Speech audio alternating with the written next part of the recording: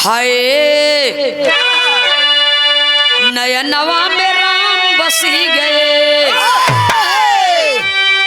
राम अरे वाह भाई वाह। ई मत सोचा कि खाली धरती पर एक कैठे राम रहे। दू चार रहन को। हाँ, एक राम दशरथ का बेटा, एक राम घट घट में लेटा। एक राम दशरथ का बेटा, एक राम घट घट में लेटा। एक राम है जगत पसारा, एक राम है जग से प्यारा। जो शाश्वत है, जो श्वास श्वास में निवास करता है, उस राम की बात की गई।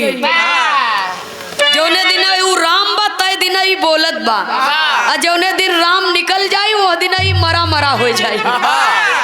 इसलिए संत महापुरुषों ने बताया कैसे मास्टर साहब,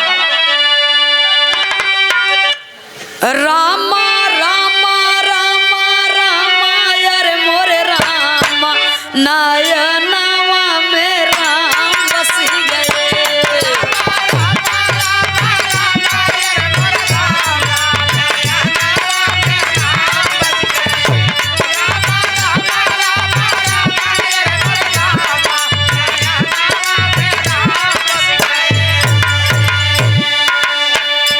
अपने सत्य गुरु, चाहे राम हो, चाहे श्याम हो, चाहे तुलसी हो, चाहे दास हो, चाहे सूर हो, चाहे इस धरती पर जन्म लिए तो मनुष्य योनि में, और उन्हें भी सदगुरु के शरण में जाना पड़ा है, क्योंकि बगैर गुरु को ज्ञान होने वाला गु माने अंधकार, रु माने प्रकाश। जो अंधकार से प्रकाश में ला दे वही सदगुरु सच्चा गुरु है।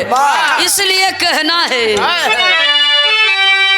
अपने सत्य गुरु से जब पावा ज्ञानवा नयनवा में राम बसी।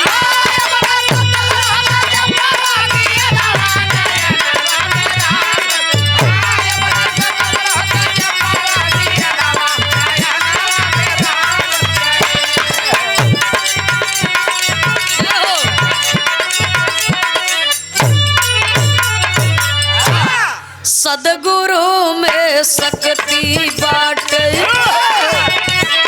कह गए दास पुकारी जी। बलिहारी गुरु हमें बताए, दिए इशारा भारी जी। स्वामी जी हैं प्रभु हमारे, सब में दिए निसारी जी। अरे बार बार गुरुवर के सुमिरब,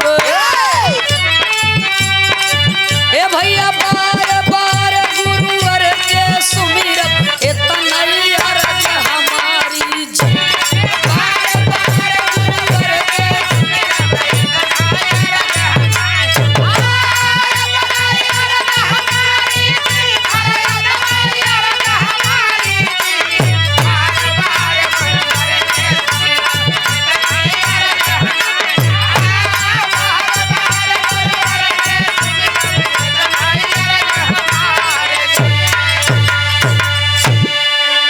सब सदगुरु की बलिहारी, और ये सब सदगुरु की बलिहारी, अब हम पे दिए जदुइया डारी।